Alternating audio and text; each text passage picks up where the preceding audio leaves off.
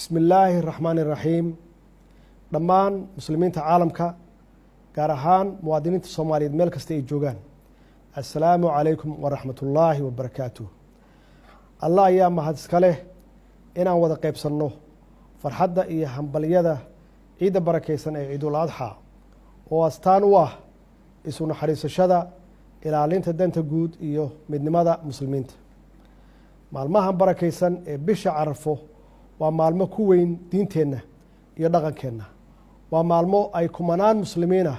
u jihaystaan sanad kasta gudashada waajibaadka xajka iyadoo naftooda dadkooda iyo dalkoodaba Allah uga baryaya naxariis barwaaqo iyo wanaag oo idil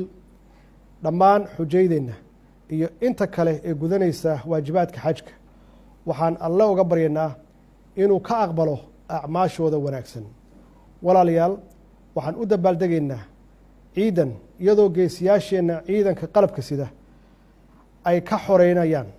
maleeshiyaadka argixisada ah dagaano hor leh oo cadowgaasi ay ku dhibaateeyeen dadkeenna kana soo maleegaan dhagarta iyo gumaadka ay ku hayaan shacabka Soomaaliyeed